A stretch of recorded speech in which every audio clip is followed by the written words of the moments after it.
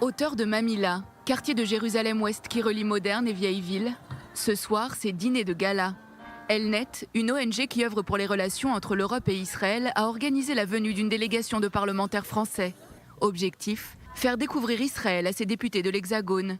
L'occasion de célébrer 70 ans de relations diplomatiques entre la France et Israël. Je crois que c'est très important qu'il y ait des contacts réguliers entre les parlementaires français et les institutions israéliennes, avec parfois des points de vue qui n'étaient pas partagés, mais je pense une profonde amitié entre le peuple français et le peuple d'Israël.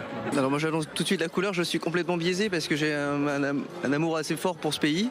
Je pense qu'il y a beaucoup de pédagogie à faire aussi en France, parce qu'on le voit, il y a cette montée du racisme sous toutes ses formes, et nommons-le l'antisémitisme en particulier. Et le fait qu'on soit une délégation aussi importante ici pendant quelques jours, pour moi c'est vraiment important. Invité d'honneur, Amir Ohana, ministre israélien de la Justice, il évoque le rêve juif bimillénaire, celui de revenir sur cette terre.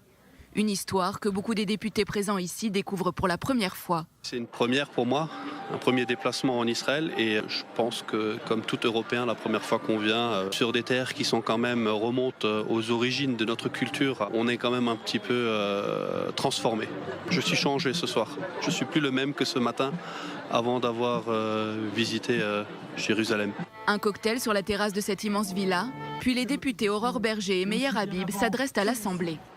Et on essaye de faire cette pédagogie aussi dans notre pays pour expliquer, pour poser les mots réels sur ce qu'est l'antisionisme, qui n'est pas évidemment la critique d'un gouvernement quel qu'il soit, mais bien la négation même de ce qu'est l'État d'Israël, voire l'appel à sa destruction. Et ça, vous pouvez compter sur l'ensemble des parlementaires qui sont présents ce soir pour défendre cette amitié.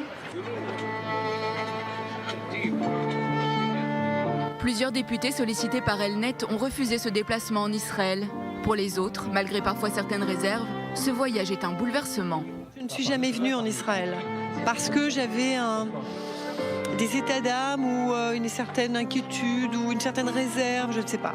Je mesure combien j'ai finalement été certainement instrumentalisée, combien aujourd'hui je suis en train d'évoluer sur ce conflit. L'un des enjeux de la relation France-Israël évoqué ce soir, le départ de nombreux juifs français vers Israël. Dans certains quartiers, c'est impossible ou difficile aujourd'hui d'être juif et de l'assumer.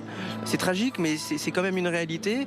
Et ce que je souhaite contribuer à faire, c'est à travailler contre cette violence.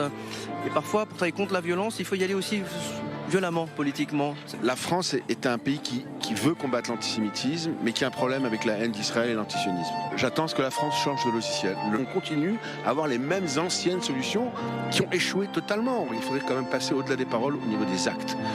Les paroles, c'est bien, mais les actes, c'est mieux. Cette soirée au cœur de Jérusalem s'achève. Plusieurs rendez-vous importants attendent pendant 4 jours la délégation parlementaire. Une rencontre avec le Premier ministre Benjamin Netanyahou notamment.